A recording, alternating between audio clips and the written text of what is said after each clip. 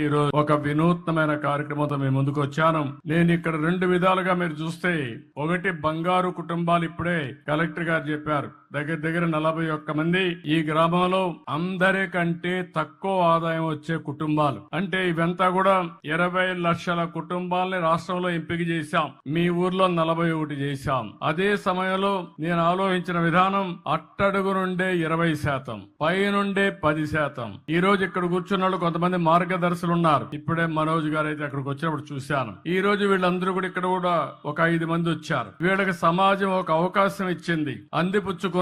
ఈ రోజు పారిశ్రామికవేత్తలుగా లేకుంటే మెరుగైన జీవన ప్రమాణాలతో ముందుకు పోయే పరిస్థితికి వచ్చారు. నేను ఒకప్పుడు జన్మభూమి పిలిపించాను, మీరందరూ స్పందించారు. ప్రపంచంలో ఉండే వాళ్ళందరూ వచ్చి జన్మభూమి పిలుస్తుంది రా, కదిలి రా అంటే గ్రామానికి వచ్చి ఎన్నో కార్యక్రమాలు చేశారు. స్కూల్ బిల్డింగ్లు కట్టారు, రోడ్లు వేశారు, శ్మశానాలు కట్టించారు, అనేక కార్యక్రమాలు